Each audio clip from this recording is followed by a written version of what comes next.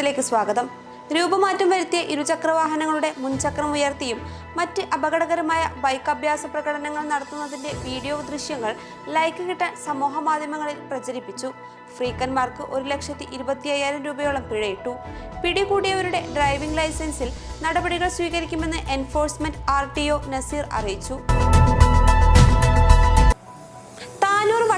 കമ്പനിപ്പടിയിൽ ലോറിയും സ്വകാര്യ ബസും കൂട്ടിയിടിച്ച് അപകടം. അപകടത്തിൽ ലോറി ഡ്രൈവർ തമിഴ്നാട് സ്വദേശി മുത്തുകുമാറിന് ഗുരുതരമായി പരിക്കേറ്റു.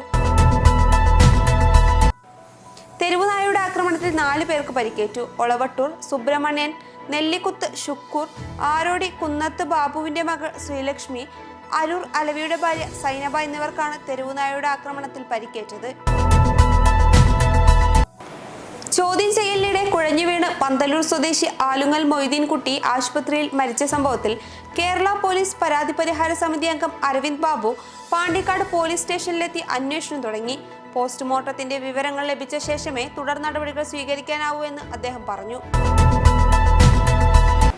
പൊതുവിദ്യാലയങ്ങളിലെ കായിക താരങ്ങളുടെ ഗ്രേസ് മാർക്ക് പുനഃക്രമീകരിക്കണമെന്ന ആവശ്യം ശക്തമാകുന്നു.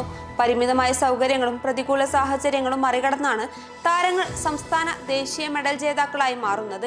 എന്നിട്ടും SSLC, +2 പരീക്ഷകളിൽ അർഹതപ്പെട്ട ഗ്രേസ് മാർക്കും പരിഗണനയും നൽകുന്നില്ലെന്നാണ് കായിക താരങ്ങളുടെ പരാതി. ചെമ്പ്രക്കാട്ടൂരിൽ ഫുട്ബോൾ മത്സരത്തിനിടെ ഐവറി കോസ്റ്റ് താരം ഹസൻ ജൂനിയർ മർദ്ദിച്ചതായി പരാതി. വെള്ളേരി സ്വദേശി ആഷിഖിന്റെ പരാതിയിൽ ഹസൻ ജൂനിയറിനെതിരെ പോലീസ് കേസെടുത്തു.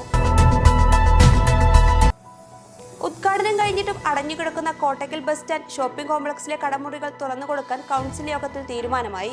എന്നാൽ നടപടി അഴിമതിക്കും വലിയ സാമ്പത്തിക പ്രതിസന്ധിക്കും വഴിവെക്കുമെന്നാരോപിച്ച് LDFും 2 അംഗങ്ങളുള്ള BJPയും വിയോജനക്കുറിപ്പ് രേഖപ്പെടുത്തി. മലപ്പുറം നഗരസഭ നടപ്പാക്കുന്ന സമഗ്ര മാലിന്യ സംസ്കരണ പദ്ധതികളുടെ ഭാഗമായി പ്രദേശത്തെ സർക്കാർ ഓഫീസുകളിലേക്ക് ബയോബിൻ ബക്കറ്റുകൾ നൽകി. നഗരസഭയുടെ വാർഷിക പദ്ധതിയിൽ ഉൾപ്പെടുത്തിയാണ് കളക്ടറേറ്റിലുൾപ്പെടെ 170ഓളം സർക്കാർ സ്ഥാപനങ്ങളിൽ ബയോബിൻ ബക്കറ്റുകൾ വഴി മാലിന്യങ്ങൾ സംസ്കരിക്കുന്ന പദ്ധതിക്ക് തുടക്കമായത്. ഉയർന്ന ശമ്പളത്തിന് പാർട്ട് ടൈം ജോലി നൽകാമെന്ന് പറഞ്ഞ് യുവതിയെ കബളിപ്പിച്ച് 26 ലക്ഷം രൂപ തട്ടിയെടുത്ത സംഭവത്തിൽ 2 പേരെ Idukki cyber crime police arrest ചെയ്തു. മലപ്പുറം ചെറുവട്ടൂർ സ്വദേശി റഫീഖ്, മലപ്പുറം മോങ്ങ സ്വദേശി ഇർഷാദ് എന്നിവരെയാണ് അറസ്റ്റ് ചെയ്തത്. ഇടുക്കി സ്വദേശിനിയായ യുവതിയെയാണ് കബളിപ്പിച്ച് പണം തട്ടിയെടുത്തത്. ഇതോടെ ടുഡേ അറ്റ് മലപ്പുറം സമാപിക്കുന്നു. പുതിയ വാർത്തകളുമായി അടുത്ത ദിവസം കാണാം. നന്ദി.